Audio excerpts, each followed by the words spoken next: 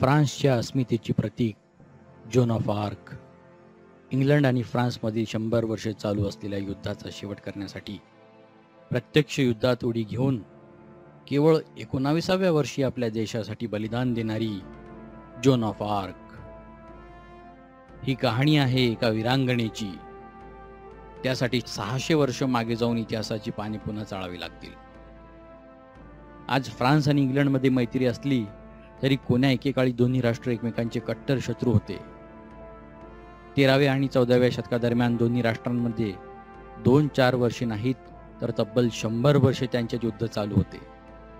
कितीतरी पिढी आणि कितीतरी कुटुंबे या युद्धात नष्ट झाली होती.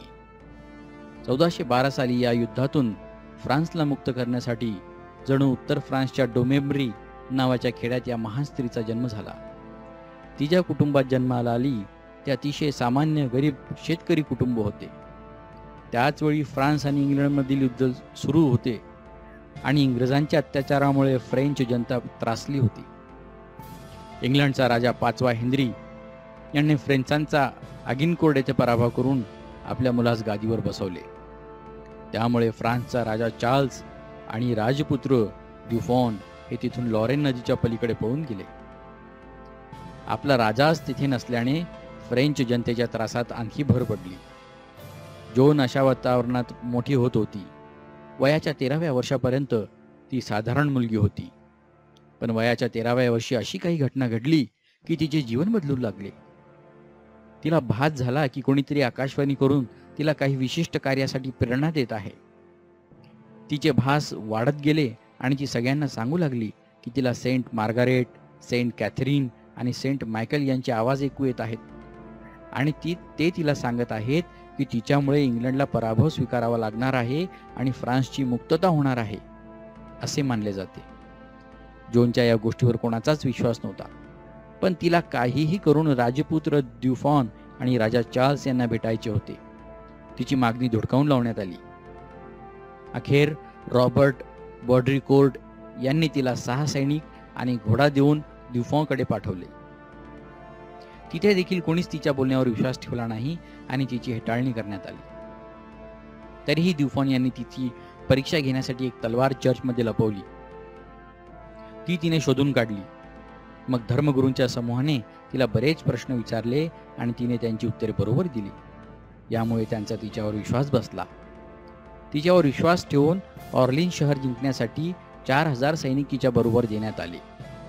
पुरुषी वेश धारण करून ती रणभूमीत उतरली. अत्यंत बिकट परिस्थितीत तिने सैन्याचे मनोबल वाढवले आणि इंग्लंडच्या सैन्यावर जोरदार आक्रमण करून त्यांना पळायला भाग पाडले. एवढेच नाही तर फ्रान्सच्या हद्दीतील इंग्रजांच्या सैन्यावर हल्ले करून त्यांना फ्रान्सच्या भूमीतून हाकलून लावले. या विजयानंतर रेम्स येथील कॅथेड्रलमध्ये चार्ल्सचा राज्याभिषेक करण्यात आला. त्यानंतर ती सतत 3 महिने युद्धात गुंतलेली राहिली.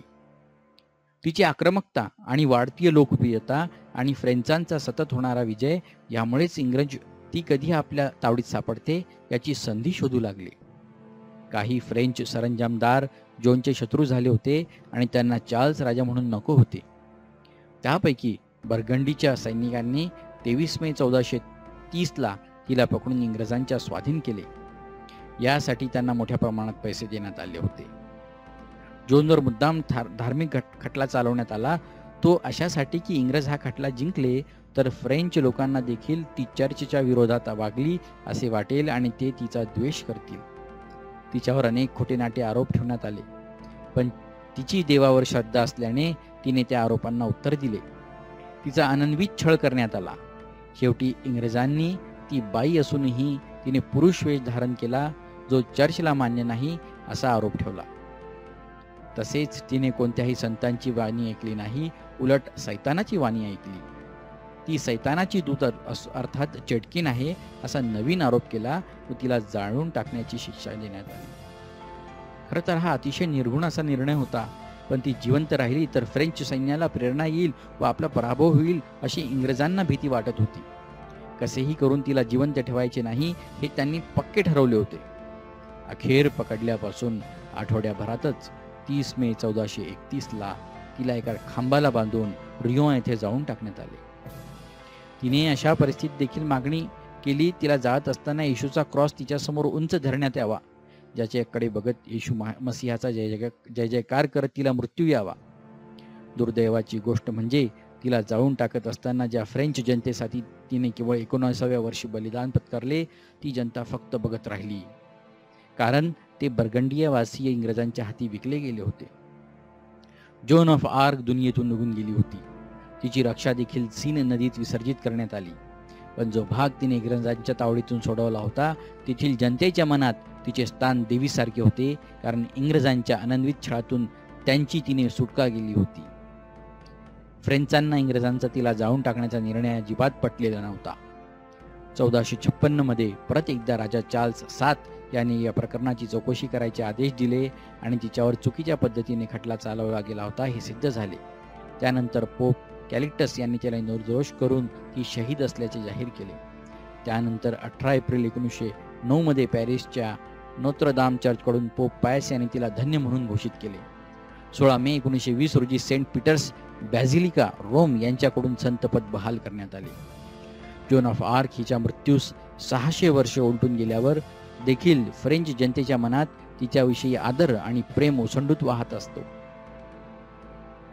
अशी ही जोन ऑफ आर्क आणि तिची कहाणी. नमस्कार विद्यार्थी मित्रांनो, इंग्लिश फ्लुएंट या यूट्यूब चॅनलमध्ये मी डॉक्टर जावेद खान आपणा सर्वांचं पुन्हा एकदा मनापासून स्वागत करतो. विद्यार्थी मित्रांनो, आजचा आपला पाठ आहे Joan of arc, unit 4.5, standard 10th SSC, and our subject is English and our board is Maharashtra state board. विद्यार्थी मित्रांनो, जोन ऑफ आर्क कोण होती आणि तिचा काय इतिहास होता हे आपण व्हिडिओच्या सुरुवातीलाच बघितलेला आहे. इतिहासाच्या स्वरूपामध्ये तुम्हाला सगळी माहिती मी तिथे देण्याचा प्रयत्न केलेला आहे. पाठ समजून घेण्याच्या दृष्टीने ही जी काही माहिती सुरुवातीला तुम्हाला देण्यात आली ही अतिशय महत्त्वाची आहे, त्यामुळे मी तो देण्याचा प्रयत्न केलेला आहे. आता यानंतर आपण मुख्य पाठाकडे वळणार आहोत. हा पाठ समजून घेण्याच्या दृष्टीने सर्वात आधी आपल्याला काही ॲक्टिव्हिटीज दिलेल्या आहेत. या धड्याच्या सुरुवातीला वॉर्मिंग अपच्या स्वरूपात असतात. या वॉर्मिंग अपचेच प्रश्न आपल्याला डायलॉग रायटिंगमध्ये विचारले जातात, त्यामुळे ते सुद्धा महत्त्वाचे असतात. चला तर मग सुरू करूया आपल्या वॉर्मिंग अप ॲक्टिव्हिटीजपासून. सुरू करण्यापूर्वी परंतु आपणा सर्वांना मी एक विनंती करू इच्छितो. आपण जर channel English fluent channel subscribe केलं नसेल तर चॅनलला लवकरात लवकर सबस्क्राईब करा आणि येणाऱ्या नवीन व्हिडिओजच्या नोटिफिकेशनसाठी बेल आयकॉनवर क्लिक करा. आपण चॅनल सबस्क्राईब केलं असेल तर मी आपला खूप खूप आभारी आहे. आमच्यासोबत असेच सोबत राहा आणि शिकत राहा. चला तर मग सुरू करूया वॉर्मिंग अप ॲक्टिव्हिटीजपासून. Discuss in groups whether you would like to join armed forces. Yes or no. Say why or why not. Each one should give 2 to 3 reasons for their response. या ठिकाणी आपल्याला सगळ्यात आधी सुरुवातीला प्रश्न विचारलेला आहे डिस्कस. चॅट मधील सगळ्यात पहिला प्रश्न ज्यामध्ये आपल्याला चर्चा करायला सांगितलेला आहे. In groups whether you would like to join armed forces. Armed forces म्हणजे कोणत्या फोर्सेस असतात? सशस्त्र बल ज्याला आपण म्हणतो ते म्हणजे आर्म्ड फोर्सेस.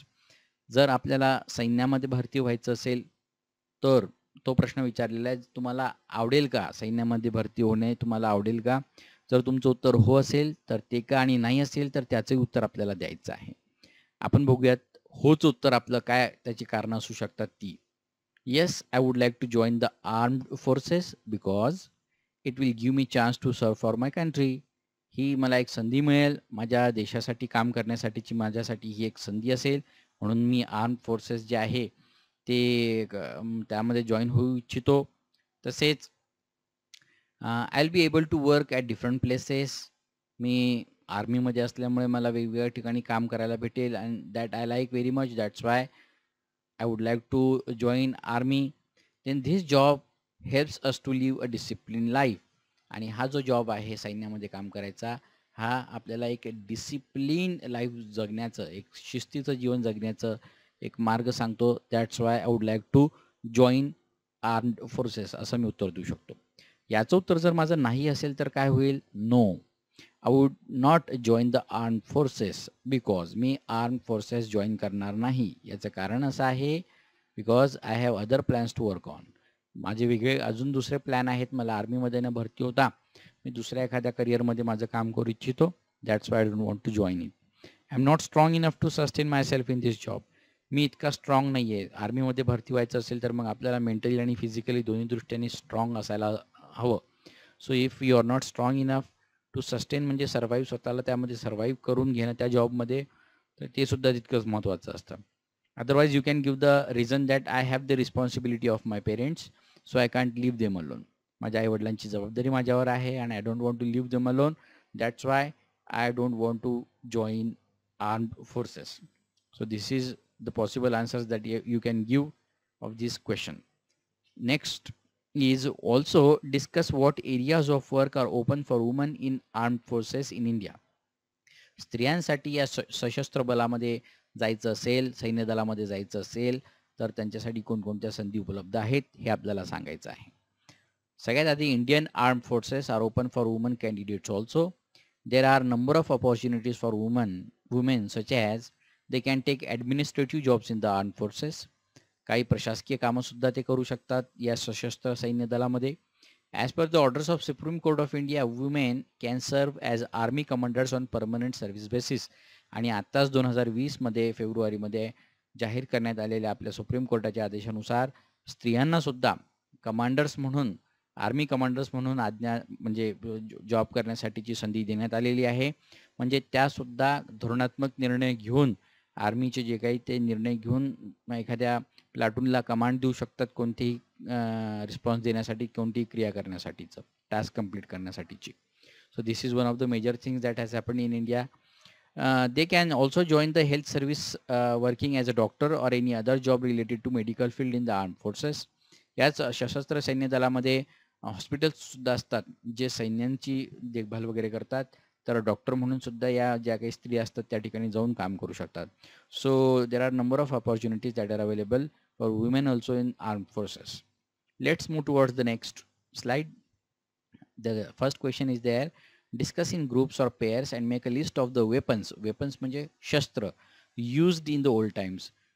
पुरातन काळामध्ये किंवा जुन्या काळामध्ये शस्त्र युद्धामध्ये कोणती वापरली जात होती आणि प्रेझेंट टाईममध्ये कोणती वापरली जातात हे आपल्याला सांगायचं आहे. बघूयात आपण कोणकोणती वापरली जातात. Weapons used in the past. पहिलं आहे स्वॉर्ड म्हणजे तलवार. आफ्टर दॅट एक्स म्हणजे कुऱ्हाड. शिल्ड असेल, ढाल असेल, बोव्ज अँड ॲरोज, तीर कमान असतील, स्पियर्स म्हणजे भाले, डॅगर्स अँड नाईव्ज म्हणजे मोठमोठे खंजीर वगैरे असतील, त्यांना डॅगर्स अँड नाईव्ज असं म्हणतात. ठीक आहे. आणि weapons used in now days. आणि आता मॉडर्न एरियामध्ये कोणकोणते वेपन्स यूज करतात, शस्त्र यूज करतात युद्धासाठी. रायफल्स, मशीन गन्स, ड्रोन्स आहेत, टँक्स आहेत, एअरक्राफ्ट्स आहेत, ॲटम बॉम्ब्स आहेत, सबमरीन्स म्हणजे पाणबुडी वगैरे, ह्या सगळ्या गोष्टी वापरल्या जातात आत्ताच्या मॉडर्न एरियामध्ये. केमिकल वेपन्स आहेत, बायोलॉजिकल वेपन्ससुद्धा वापरले जातात आजकाल. म्हणजे काही रोग वगैरे सुद्धा, रोगराई पसरून समोरच्या देशाला आपण नतमस्तक किंवा हरवू शकतो. अशा पद्धतीची ही लिस्ट आपण बनवू शकतो. पुढे बघूया आपण. Imagine that you are the captain of your school kabaddi और फुटबॉल टीम. आपल्या शाळेच्या कबड्डी किंवा फुटबॉल टीमचे तुम्ही कॅप्टन आहात. Your final match is against a very strong team. तुमची जी फायनल मॅच आहे ही एका स्ट्रॉंग टीमच्या विरोधात आहे. Your team members are sure that they shall lose. आणि तुमचे जे काही सोबत टीममध्ये आहेत त्यांना असं वाटतं की ते हरतीलच म्हणून. Prepare a short pep talk about 60 to 80 words that you would give as a captain.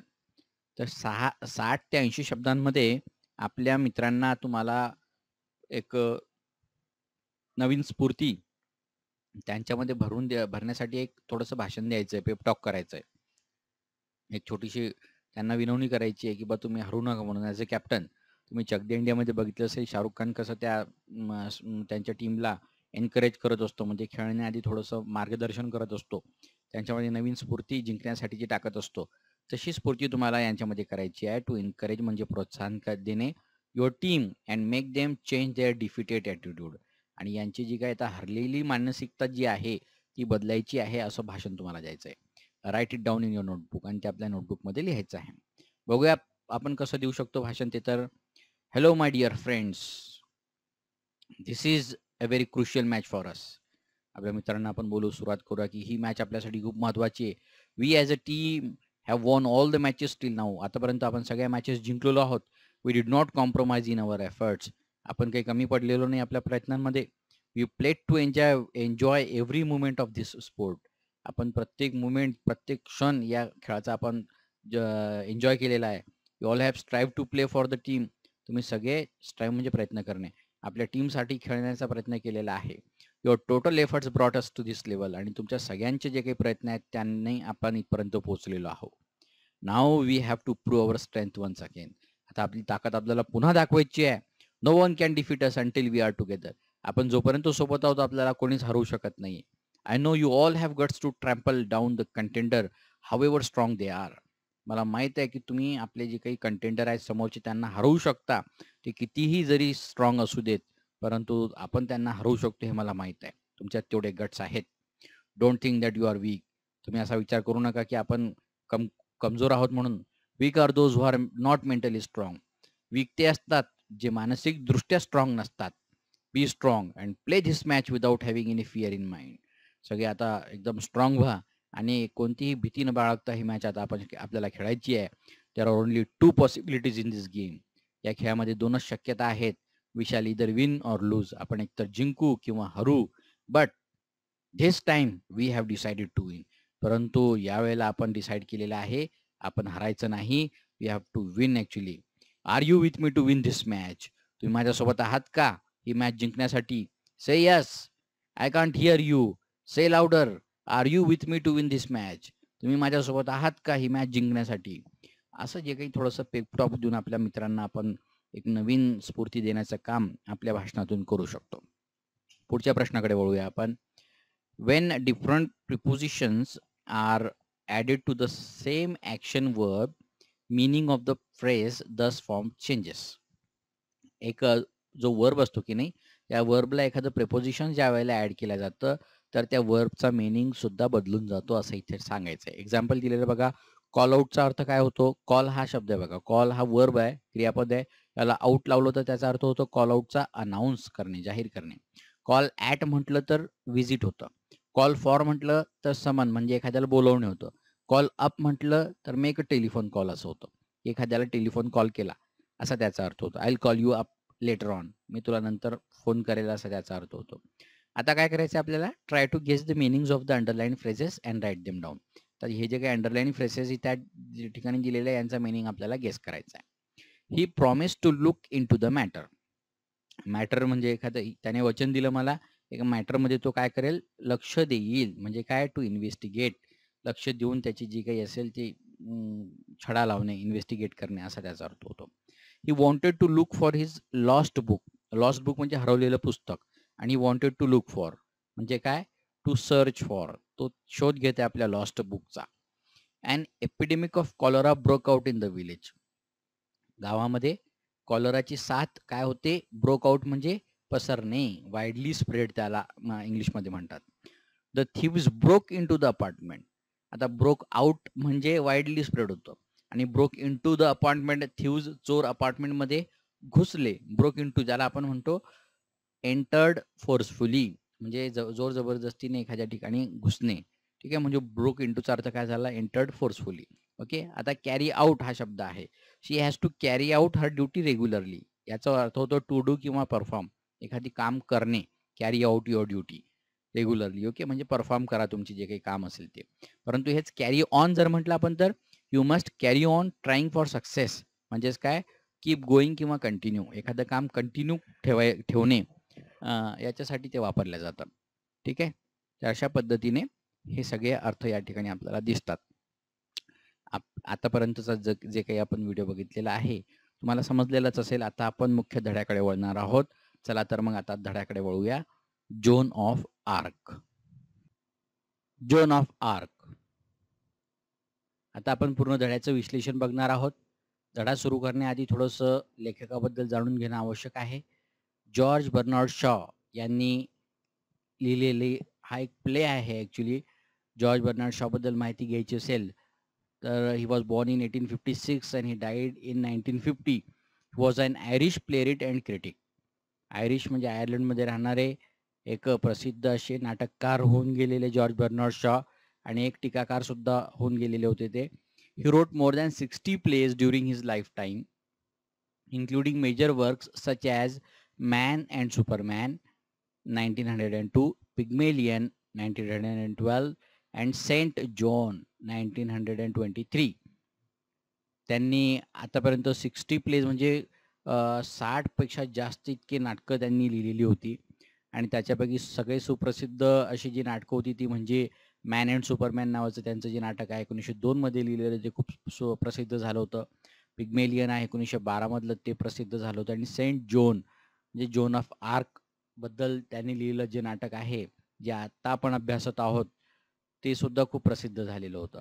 He was the leading dramatist of his time. त्यांच्या काळातले ते एक महत्त्वाचे प्रमुख असे लेखक होते, नाटककार होते. He was awarded the Nobel prize in literature in 1925.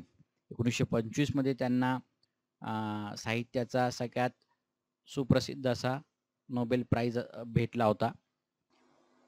आता आपण मुख्य धड्याकडे वळूया, बघूयात या धड्यामध्ये काय सांगितलेलं आहे.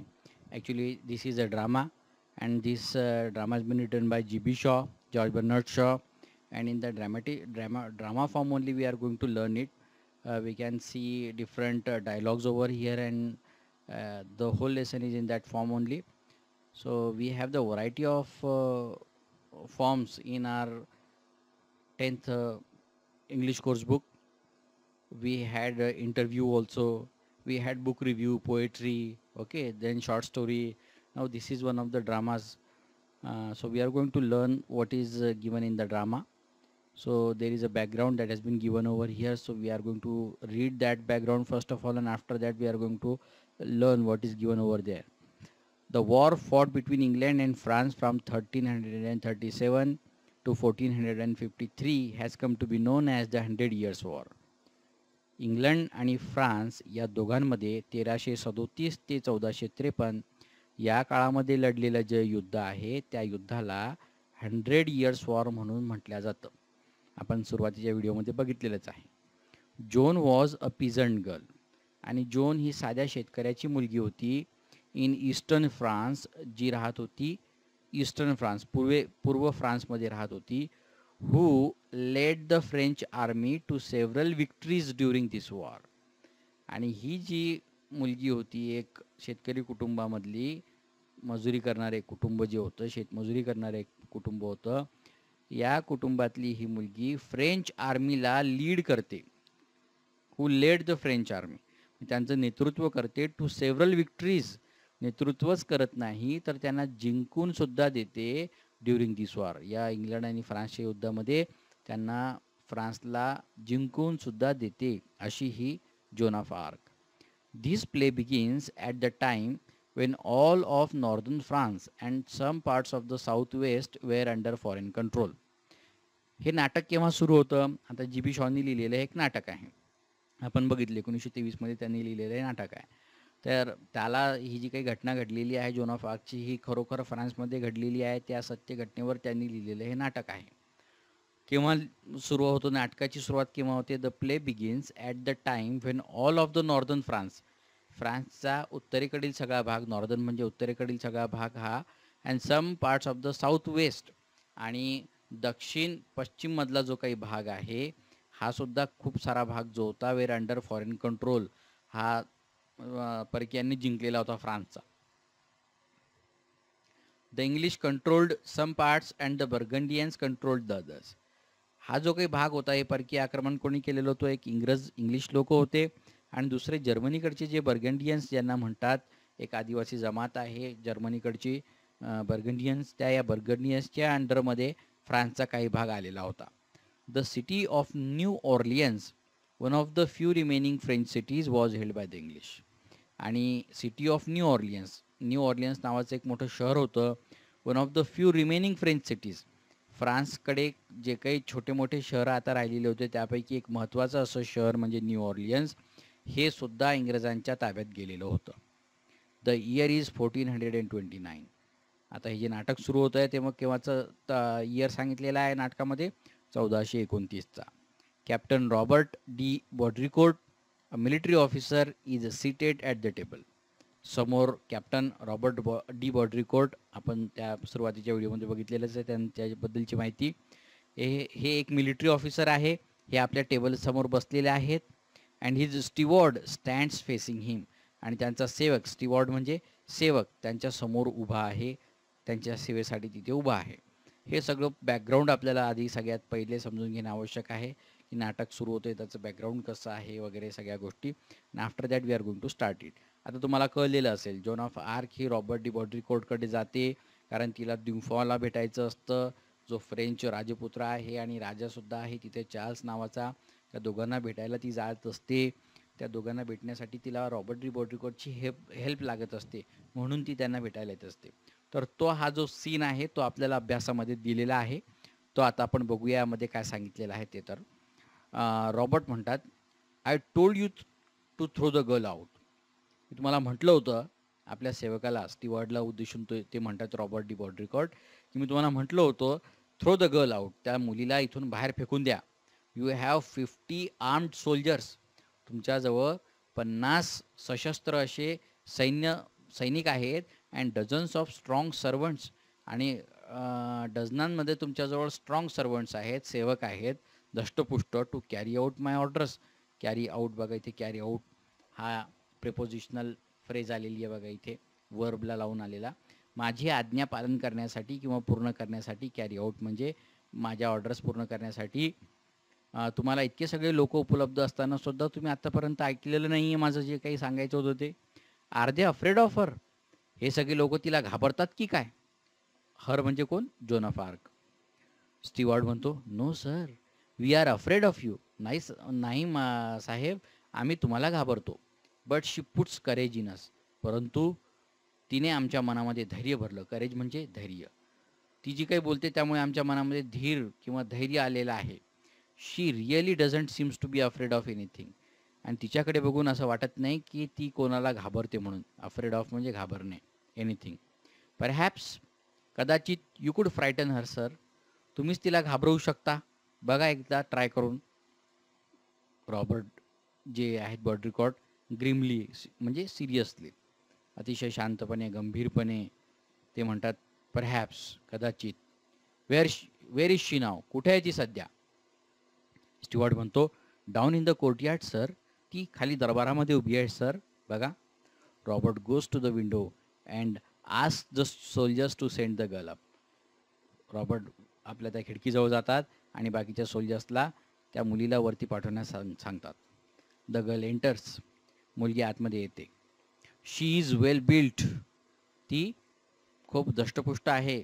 जॉन ऑफ आर्क आता पिझंट गर्ल असल्यामुळे ती शेतामध्ये काम वगैरे करून तिची जी काही बांधा आहे तिचं अगदी दष्टपुष्ट आहे, ती हेल्दी आहे. Strong country girl of 17 to 18 years. 17 ते 18 वयाची ही अतिशय हेल्दी अशी मुलगी.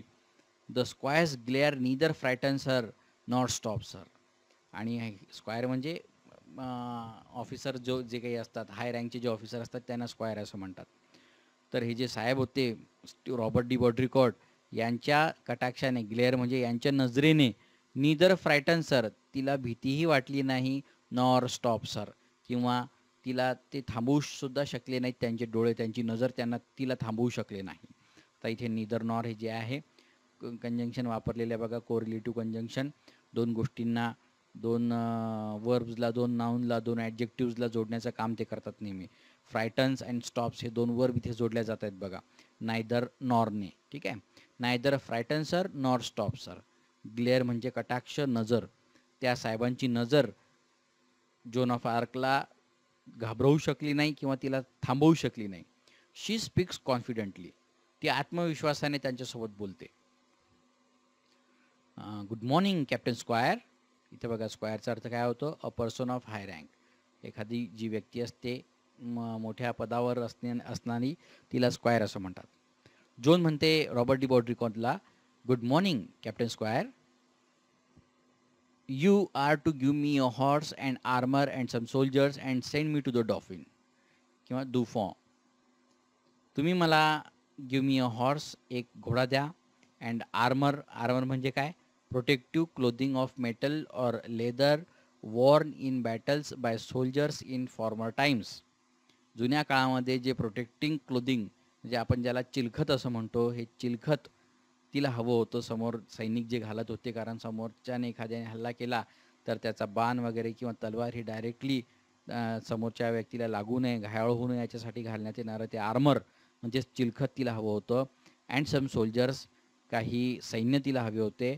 And send me to the Dauphin, आणि तुम्ही मला डुफॉकडे पाठवा. इथे आता डॉफिन असं उल्लेख स्पेलिंग आहे, परंतु त्याचा उच्चार डुफॉ असा आहे, हे लक्षात असू द्या. आता जोन ऑफ आर्क ही इकडे तिकडे घुमून फिरून न बोलता डायरेक्टली मुद्द्यावर आलेली आहे. रॉबर्ट बॉड्रिकॉर म्हणतात, this girl is mad, why didn't you tell me so, you blockhead. Blockhead म्हणजे अ स्टुपिड पर्सन, मूर्खांनो. अरे ही पोरगी पागल आहे, Y didn't you tell me so, मला आधी का नाही सांगितलं मूर्खांनो. स्टीवॉर्ड म्हणतो, सर डू नॉट अँगर हर, तिला राग आणून देऊ नका. Give her what she wants, तिला काय हवं आहे ते देऊन द्या. हा सेवक म्हणतो रॉबर्ट डी बॉड्रिकॉटला. रॉबर्ट म्हणतो, I shall send you back to your father with orders to put you under lock and की.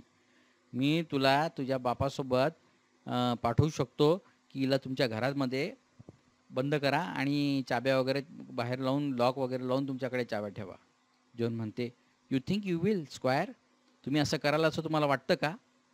But it won't happen in that way, पण तसं होणार नाही, मला माहीत आहे. You said you would not see me but here I am, तुम्ही याआधी मी तुम्हाला भेटण्याची इच्छा दर्शवलेली होती, ठीक आहे, परंतु मी दर्शवली होती, परंतु तुम्ही म्हटलं होतं की मी तुला भेटणार नाही म्हणून. परंतु बघा, मी आता तुमच्यासमोर उभी आहे, म्हणजे तुम्ही मला आता भेटत आहात, म्हणजे तुम्ही जे सांगत आहात ते घडणार नाही हे मला माहीत आहे.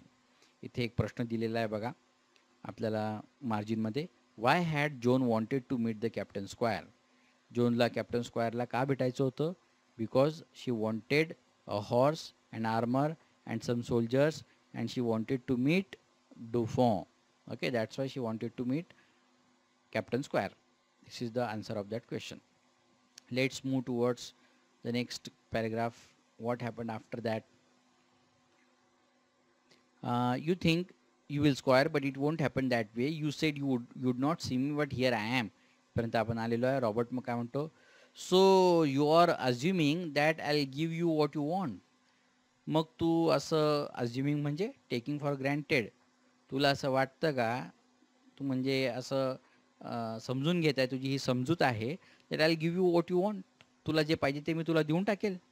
जॉन म्हणते, कॉन्फिडेंटली बोलते ती बघा, यस स्क्वायर, हो मला वाटतं तुम्ही द्याल म्हणून.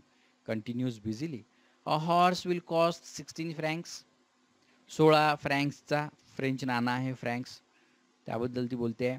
16 फ्रँक्समध्ये एक घोडा होतो. It is a big amount of money, खूप मोठी रक्कम आहे. But I can save it on the armour, परंतु जे काही चिलखत वगैरे काही तुम्ही शस्त्र वगैरे मला द्याल ते कमी दिले तरी मला चालेल. I don't need beautiful armour made to my measure, मला अतिशय मला सूट होईल असंच काही सुंदर असं आर्मर नको आहे, ठीक आहे. तर चिलखत नको आहे मला माझ्या मापाचं.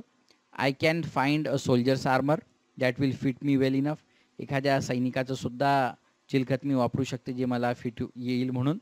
I shall not want many soldiers, मला जास्त काही सोल्जर्सची गरजसुद्धा नाही आहे सैनिकांची. The Dauphin will give me all I need to free Orleans. Dauphin जो राजपुत्र आहे हा मला सगळं काही देऊन देईल. ऑर्लियन्सला मला मुक्त करायचं आहे, जे न्यू ऑर्लियन्स नावाचं शहर इंग्रजांच्या आधिपत्याखाली आहे, ते मला हवं आहे, जिंकायचं आहे, म्हणून डुफॉ मला हे सगळं देईल, बाकी तुम्ही मला काही देऊ नका. That means Joan was so confident about her activities, about her decisions, that she is going to win that Orleans also. So this is how Joan of Arc was there. Now what happened to Robert? Robert shocked after listening all these things. He was very shocked and he said, to free Orleans? तू म्हणजे ते ऑर्लियन्स या शहराबद्दल बोलत आहेस का, त्याला तू free करणार आहे. ती अतिशय साधेपणाने बोलते जोन, येस स्क्वायर, हो साहेब. 3 men will be enough for you to send me with me, 3 लोक द्या फक्त माझ्यासोबत तुम्ही, आणि तितके पुरेसे होतील. इनफ म्हणजे पुरेसे, तितके पुरेसे होतील माझ्यासाठी. आता इथे डुफॉबद्दल थोडीशी माहिती दिलेली बघा. The oldest son of king of France, फ्रान्सच्या राजाचा सगळ्यात मोठा मुलगा म्हणजे Dauphin. The one who would become the king after his father. आपल्या बाबांनंतर तो जो काही राजा होणार होता तो म्हणजे हा डुफॉ. आता ही इतक्या कॉन्फिडेंटली बोलते आहे की मला हे सगळे देऊन द्या, ऑर्लियन्सला मी जे काही आहे ते तुम्हाला फ्री करून दाखवते. Yes square, 3 men will be enough for you to send with me. Polly and Jack have promise to come with me. Polly and Jack हे दोघं माझ्यासोबत, यांनी मला प्रॉमिस केलेलं आहे, वचन दिलेलं आहे की ते माझ्यासोबत येतील. रॉबर्ट म्हणतो, यू मीन मोंजोर दी पोलोंजी? म्हणजे तू मिस्टर, मोंजोर म्हणजे काय, हे फ्रान्समध्ये एखाद्या व्यक्तीला मिस्टर म्हणजे श्रीमान ही जी पदवी आपण देतो त्याच्यासाठी मोंजिओर हा शब्द वापरतात, म्हणून म्हटलेलं आहे मिस्टर पोलोंजे यांच्याबद्दल तू बोलत आहेस का? जॉन म्हणते yes. Square jack will come willingly. Jack नावाचे जे सेनापती आहेत ते माझ्यासोबत इच्छेने येणार आहे. विलिंगली म्हणजे त्यांच्या स्वइच्छेने माझ्यासोबत यायला तयार आहेत. He is a very kind gentleman. ते खूप सभ्य आहेत. And gives me money to give to the poor. ते मला पैसेसुद्धा देतात गरिबांमध्ये वाटण्यासाठी. I think John Godsave will come. त्यानंतर जॉन गॉडसेवसुद्धा माझ्यासोबत येणार आहेत. अँड डिक द आर्चर, एक डिक नावाची जी व्यक्ती आहे ते खूप चांगले धनुर्धर आहेत, ते सुद्धा माझ्यासोबत येणार आहेत. अँड देअर सर्वंट्स, आणि त्यांचे नौकर, त्यांचे सेवक जे काही आहे, John of Honecourt and Julian, हे सुद्धा माझ्यासोबत येणार आहेत. There will be no trouble for you squire. तुम्हाला काही त्रास होणार नाही, मी तुम्हाला खात्री देते साहेब. I have arrange it all. मी सगळं अरेंज करून ठेवलेलं आहे. You have only to give the order. तुम्ही फक्त मला ऑर्डर द्या, तुम्ही फक्त मला आज्ञा द्या की तू जा म्हणून आणि ते डुफॉनला जाऊन भेटून घे म्हणून. आता इथे आपल्याला एक प्रश्न दिलेला आहे, name the persons who Joan needed to free Orleans. ऑर्लियन्सला फ्री करण्यासाठी तिला कोणत्या व्यक्तीची गरज होती?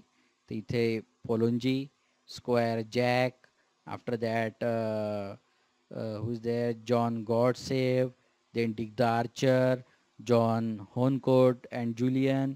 All this people she needed to free the Orleans. What happen to the Robert? हे सगळं ऐकल्यानंतर रॉबर्ट काय म्हणतो to the steward, is this true about Monsieur the पोलोंजी? He mister पोलोंजीबद्दल जी बोलत आहे हे खरं आहे का रे? सेवकाला बोलतात ते. सेवक म्हणतो eagerly, yes sir. And about Monsieur de maids too. आणि मेड्स नावाचे जे दुसरे गृहस्थ सेनापती आहेत ते सुद्धा तिच्यासोबत जाणार आहेत. They both want to go with her. ते दोघे तिच्यासोबत जायला इच्छुक आहेत. रॉबर्ट म्हणतो goes to the window and shouts into the courtyard. ते खिडकीकडे जातात आणि कोर्टयार्डकडे म्हणजे आपल्या त्या दरबाराकडे जाऊन आवाज देतात, set Monsieur de Poulengey to me, will you? म्हणजे त्या मिस्टर पोलोंजीला माझ्याकडे पाठवा, कोणी पाठवतं का? ही टर्न्स टू जॉन, आणि ते जोन्सकडे वळतात. Get out and wait in the yard. तू बाहेर जा आणि तिथे बाहेर अंगणामध्ये थांब, मी तुला बोलवतो. स्माइलिंग ब्राईटली ॲट हिम. ती अतिशय हसतमुखाने तिच्याकडे तेजस्वी डोळ्यांनी त्यांच्याकडे बघते, रॉबर्टकडे, आणि म्हणते राईट, ठीक आहे, बरोबर आहे स्क्वायर, ठीक आहे साहेब, मी थांबते. आणि शी गोज आउट, आणि ती तिथून निघून जाते. मग काय होतं? रॉबर्ट टू द स्टीवॉर्ड, सेवकाला म्हणतो गो विथ हर. सेवकाला रॉबर्ट डी बॉड्रिकॉट म्हणतात तिच्यासोबत जा. स्टे विदिन कॉल, आणि माझ्या आवाज येईल तिथपर्यंत थांब. And keep your I on her, आणि तिच्यावर नजर ठेव. I shall have her up here again. मला तिला पुरा बोलावं लागेल, म्हणून तिच्यासोबतच राहा. म्हणजे इकडे तिकडे जाऊ नको, भटकू नको. The steward retreats hastily, moves away in hurry. म्हणजे रिट्रीट्स हॅस्टिली म्हणजे तिच्या पाठोपाठ तो लगेच निघून जातो. Bertrand de Poulengey, a French guard, enters, salutes and stands waiting. आणि पोलोंजी नावाचे जे सेनापती आहेत ते तिथे येतात, उभे राहतात. ते रॉबर्ट डी बॉड्रिकॉट यांना सॅल्यूट करतात आणि तिथे त्यांची वाट बघतात. रॉबर्ट म्हणतात, she says you Jack and Dick have offered to go with her. What for? ती म्हणाली आहे मला, जॉन ऑफ आर्क जी आहे ती म्हणत होती की तुम्ही जॅक आणि डिक हे तिघं तिच्यासोबत चालले आहात. What for? कशासाठी जाणार आहात तुम्ही? Do you take her crazy idea of going to the Dauphin seriously? Dauphin seriously? ते डुफॉकडे ते जाणार आहे, ती जाणार आहे आणि ऑर्लियन्सला फ्री करणार आहे, या आयडियाबद्दल तुम्ही तिच्यासोबत सहमत आहात का? तिला गंभीरपणे घेतात का तुम्ही? There is something about her, it may be worth trying. साहेब, पोलोंजी म्हणायला लागले slowly, there is something about her. तिच्यामध्ये काहीतरी आहे साहेब. It may worth trying. आपण थोडंसं काहीतरी ट्राय केलं पाहिजे, तिला थोडंसं सिरियसली घ्यायला पाहिजे. गंभीर घ्यायला पाहिजे. ओ रॉबर्ट म्हणतात, ओ कम ऑन पॉली, काय बोलतायत पोलंजी साहेब तुम्ही? You must be out of your mind. तुम्ही थोडेसे विडे झालेले आहात का? पोलंजी अनमूड. पोलंजीला काही असं वेगळं वाटत नाही. What is wrong with it? काय बिघडतं जर आपण असं केलं तर? तिला एक चान्स देऊन बघितला तर काय होईल? The Dauphin is in Chinon. Dauphin जे आहे हे शिनॉनला पळून गेलेले आहे. शिनॉन नावाचं एक शहर आहे. इथे बघा माहिती दिलेली आपल्याला शिनॉनबद्दल. One of the cities in France where the royal family resided. Chinon नावाचं एक फ्रान्समधलं एक शहर आहे, या ठिकाणी हे जे काही राजे वगैरे होते तिथं राहत होते. During the 100 years war the Dauphin took refuge in शिनॉन. आणि 100 वर्षाचं जे युद्ध चाललेलं होतं इंग्लंड आणि फ्रान्समध्ये, त्यावेळेला शिनॉनमध्ये या डुफॉन या राजपुत्राने तिथे लपलेला होता. तो रिफ्यूज घेतलेला होता, तिथे लपून बसलेला होता. The Dauphin is in Chinon like a rat in a corner. हा डुफॉन जो आहे, राजपुत्र जो आहे, या शिनॉनमध्ये जाऊन एखाद्या उंदरासारख्या बिळामध्ये जाऊन बसलेला आहे. Except that he won't fight. आणि तो लढला पाहिजे परंतु लढत नाही. The English will take Orleans. आणि हे इंग्रज न्यू ऑर्लियन्स जे शहर आहे ते सुद्धा जिंकून जातील. Will not be able to stop them. तो त्यांना काही थांबवू शकणार नाही, मला गॅरंटी आहे. He beat the English the year before. Robert म्हणतो, त्याला उद्देशून म्हणतो, he beat the English the year before last at Montargis. I was with him. तुम्ही विसरताय पोलंजी साहेब की मागच्याच वर्षी लास्ट इयरला याच डुफॉनने मोंटार्गिस या शहरामध्ये इंग्रजांना हरवलेलं आहे. मी त्यांच्यासोबत होतो की. पोलंजी म्हणतो, but this time his men are cowed and now he can't work miracles. And I tell you that nothing can save our side now but a miracle. परंतु पोलंजी आता काय म्हणतो की त्यांचे जे काही लोक होते मागच्या वर्षी, जरी त्याने हरवलं असेल इंग्लंडला डुफॉने, परंतु त्याचे जे काही लोक आहेत आता फ्रायटन्ड म्हणजे घाबरलेले आहेत. And now he can't work miracles. आता काही चमत्कार घडून येणार नाही. मिरॅकल्स म्हणजे चमत्कार. अँड आय टेल यू, आणि मी तुम्हाला म्हणतोय ना, that nothing can save our side now but a miracle. आता आपल्याला कोणतीच गोष्ट वाचवू शकत नाही. जी काही वाचवू शकणारी गोष्ट आहे ती म्हणजे फक्त मिरॅकल, म्हणजे चमत्कार. आता इथे एक प्रश्न दिलेला आपला मार्जिनमध्ये. Was the Dauphin fit to be prince and hire किंवा हेअर. इथे डुफॉन जो आहे हा राजा बनण्याच्या लायकीचा होता का, किंवा वारसा हक्काने तो एक राजा बनण्याच्या लायकीचा होता का? तर याचं उत्तर काय होऊ शकतं? No, he was not fit to be the prince or heir of France because he was hiding like a rat in the corner and he's not fighting to free France. Okay, that's why he is not capable of becoming prince over there. Okay. Robert मग याच्यावर काय म्हणतात? Miracles are all right Polly. चमत्कार ठीक आहे Poulengey. The only difficulty about them is that they don't happen now days.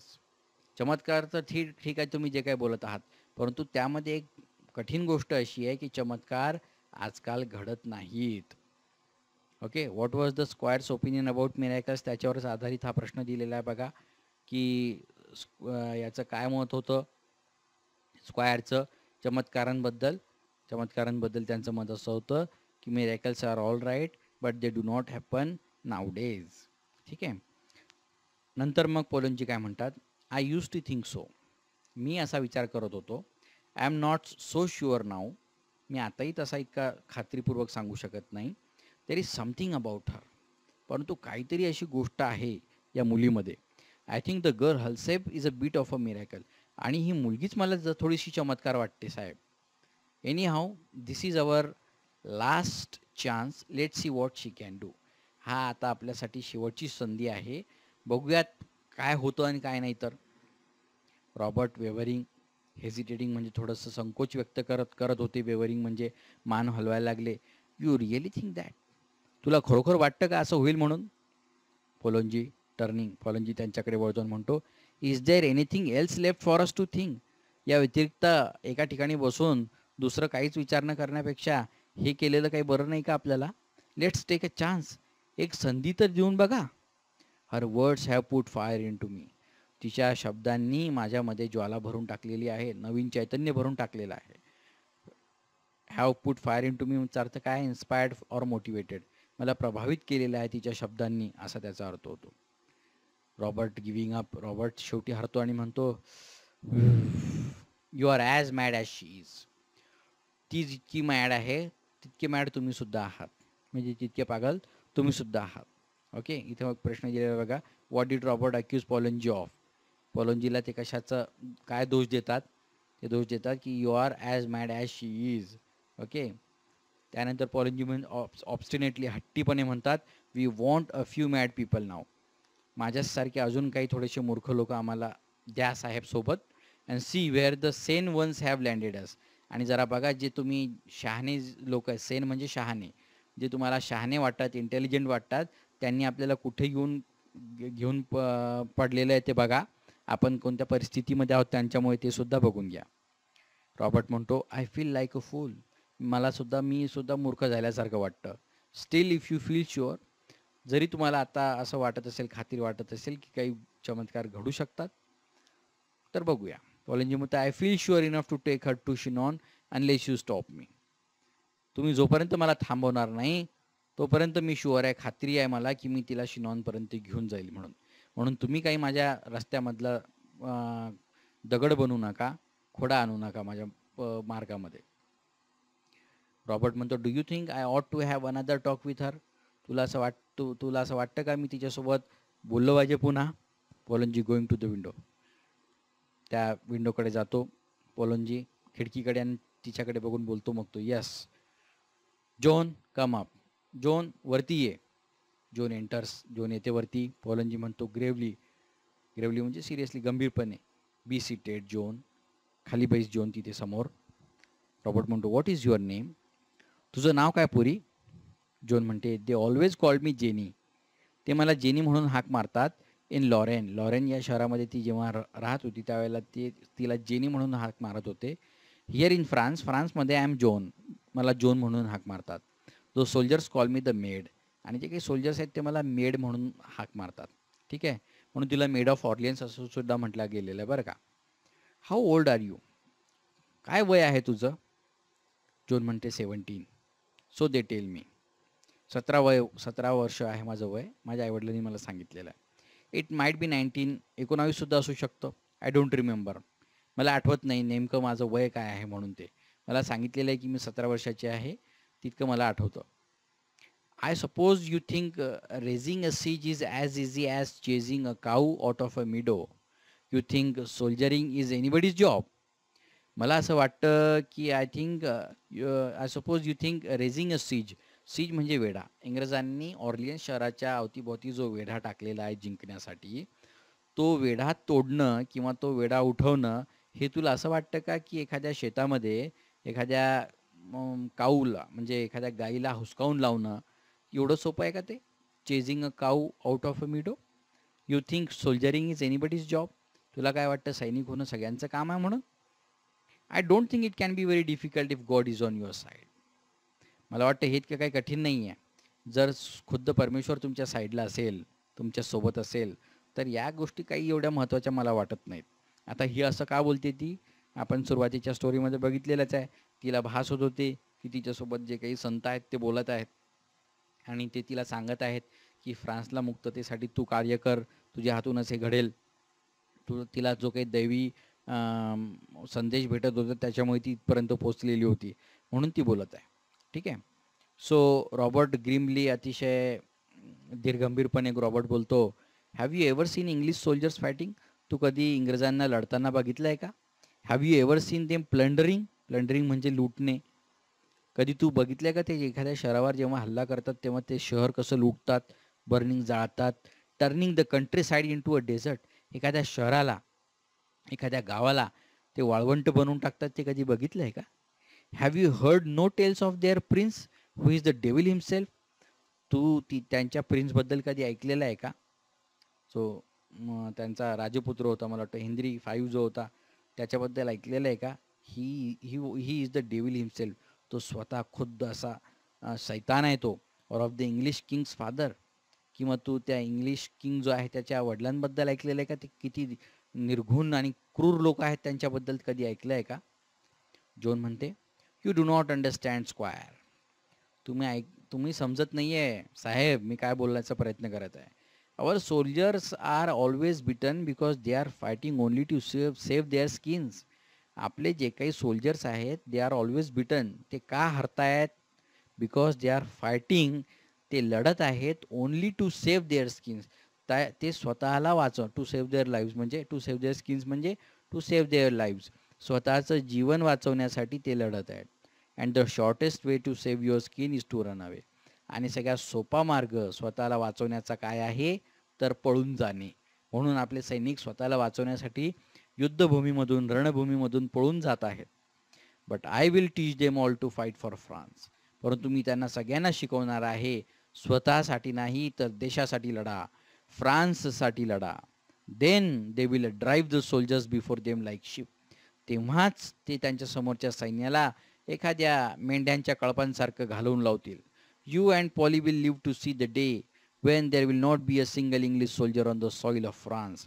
तुम्ही आणि पोलंजी साहेब हे दोघी जिवंत राहणार आहात तो दिवस बघण्यासाठी. Wien there will not be a single English soldier. या माझ्या मातृभूमीवर, या फ्रान्सच्या भूमीवर एकही इंग्लिश सोल्जर, इंग्रजी सैनिक मी जिवंत ठेवणार नाही, याचं मी तुम्हाला वचन देते. इथे मार्जिनमध्ये एक क्वेश्चन आलेला आहे बघा. Why were the French soldiers always बिटन?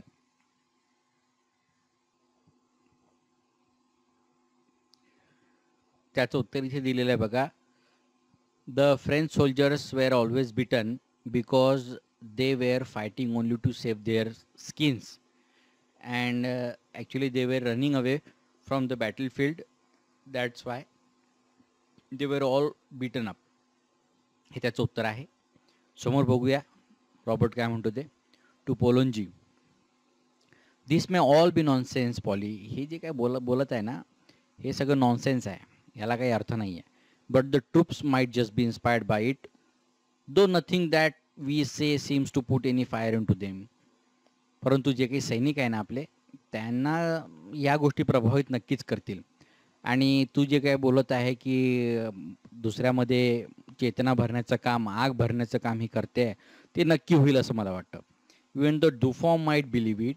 डुफॉन जो आहे हा सुद्धा तिच्यावर विश्वास ठेवेल असं मला वाटतं. आणि if she can put some fire into him, she can put it into anybody.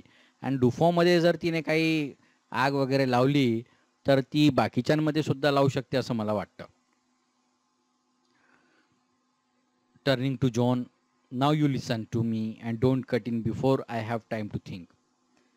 मग रॉबर्ट म्हणतात की आता तू माझं ऐक. जॉनकडे बघून ते बोलत आहेत आता. नाव यू लिसन टू मी, आता माझं व्यवस्थित ऐक. And don't cut in before I have time to think. आणि मध्येच बोलू नको. Your orders are that you are to go to Chinon under the escort of this gentleman and 3 of his friends. मी आदेश देतो की तू शिनॉनला जायचं आहे under the escort of this gentleman. हे जे काही लोक तू सांगितलेले आहेत पॉली सोबत, आणि त्याचे जे काही 3 मित्र आहेत त्यांच्यासोबत तुला जायचं आहे. यांचा एस्कॉर्ट म्हणजे हे सगळे सोबत तुझ्या जाणार आहेत. जॉन रेडियंट क्लॅस्पिंग हर हँड्स. जॉन खूप खुश होते आणि आपले हात टाळ्या वाजवायला लागते. ओ थँक्यू स्क्वायर, खूप खूप धन्यवाद साहेब. पोलंजी म्हणतात, how is she to get into the royal presence. त्या राजासमोर ती कशी जाईल साहेब ते तरी सांगा. रॉबर्ट म्हणतात, आय डोंट नो, मला माहीत नाही. How did she get into my presence, ती माझ्यापर्यंत कशी पोचली. I will send her to Chinon and she can say I sent her. मी तिला शिनॉनला पाठवतो आणि ती तिथे सांगू शकते राजासमोर की मी तिला पाठवलेलं आहे, रॉबर्ट बड्रिकॉटने तिला पाठवलेलं आहे असं ती म्हणू शकते. Then let come what may. आणि मग लेट एनिथिंग हॅपन. मग काय होतं ते बघा. लेट कम वॉट मे असं म्हटलेलं ना, याचा अर्थ काय होतो, लेट एनिथिंग हॅपन. मग काय घडते ते बघा. आय कॅन डू नो मोर, यापेक्षा जास्त मी काहीच करू शकत नाही. मी आज्ञा दिल्या तुम्हाला, तर तुम्ही जाऊ शकता. John, and the dress, I may have a soldiers dress square. मला तुम्ही ड्रेस दिला नाही आतापर्यंत, मला एखाद्या सैनिकाचा ड्रेससुद्धा चालेल साहेब. इथे मग प्रश्न आलेला आहे बघा. What dress did John want. John want armour of a soldier. Okay. Robert मग म्हणतो, टेक वॉट यू प्लीज. तुला जे आवडेल, यू प्लीज म्हणजे तुला जे आवडेल ते घे. I wash my hands of it, not take any responsibility for. Wash my hands of it म्हणजे मला याचं काही घेणं देणं नाही आहे, माझी जबाबदारी नाही आहे ती, तुला जे पाहिजे असेल ते घे. जॉन म्हणते, वाईडली एक्सायटेड बाय हर सक्सेस. ती आता खूप ती यशस्वी झाल्यासारखं तिला वाटतं, ती खूप खुश झालेली असते. कम पॉली, शी डॅशेस आउट. आणि ती पोलंजीला म्हणते, चला बाहेर, आणि ती लगेच बाहेर निघून जाते. रॉबर्ट शेकिंग पोलंजीज हँड, पोलंजीचा हातात हात घेऊन ते बोलतात, Robert, good by old man, I am taking a big chance. जा माझ्या मित्रा, मी एक मोठा चान्स घेतोय. Few other main would have done it. काही लोकांनी हे करू शकले असते, परंतु ते तसं घडलं नाही. But as you say, there is something about हर. पण तू जे बोलतोय ना, की या मुलीमध्ये काहीतरी अशी गोष्ट आहे, as you say there is something about her. काहीतरी एक गोष्ट या मुलीमध्ये नक्की आहे. पोलंजी म्हणतो, yes, there is something about her, goodbye. हो महाराज, हो साहेब, नक्की काहीतरी तिच्यामध्ये असं आहे जे आपल्याला जिंकून नक्की देईल. गुड बाय, मी येतो. तर या पद्धतीने पूर्ण जो काही या सगळ्या गोष्टी सांगितलेल्या आहेत जोन ऑफ आर्कबद्दल, हे आता आपण इथं बघितलेलं आहे. पूर्ण नाटक, त्याबद्दलची कथा आपण याआधी बघितलेली आहे, आणि पूर्ण नाटक कसं घडतं, एक सीन जो आहे, रॉबर्ट डी बॉड्रिकॉटची मदत घेऊन ती डुफॉनला जाऊन राजपुत्राला भेटायची इच्छा दर्शवते, आणि ती रॉबर्ट डी बॉड्रिकॉटला कशी समजून सांगते की मी हे सगळं जिंकू शकते म्हणून. तिच्यामधला जो काही आत्मविश्वास आहे, हे सगळं बघून तो सुद्धा चकित होतो, थक्क होतो, हे आपण या ठिकाणी बघितलेलं आहे. तर अशी ही जोन ऑफ आर्क, आणि शेवटी ती खरोखर युद्ध जिंकते. न्यू ऑर्लियन्सला जो वेढा घातलेला असतो इंग्रजांनी, तो सोडवते, आणि पुन्हा राजाला गादीवर बसवते, आणि नंतर तुझ्यासोबत काय घडते आपण सुरुवातीच्या व्हिडिओमध्ये बघितलेलंच आहे. पूर्ण धडा तुम्हाला समजलेला असेलच. धडा आवडला असेल, जे नाटक आहे जी.बी. शॉनी लिहिलं हे तुम्हाला आवडलं असेल, अर्थ समजला असेल, तर कमेंट बॉक्समध्ये नक्की टाका. तुम्हाला धडा कसा आवडला, कसं वाटला किंवा कसे. आणि जर आवडला असेल तर इंग्लिश फ्लुएंट चॅनलला सबस्क्राईब करायला विसरू नका, आणि बेल आयकनला क्लिक करा, म्हणजे जेव्हा केव्हा नवीन मी व्हिडिओ टाकेल त्यावेळेला तुम्हाला लगेच त्याची नोटिफिकेशन येऊन जाईल. आजच्यासाठी एवढं पुरे. आज आपण इथे थांबूया. धन्यवाद.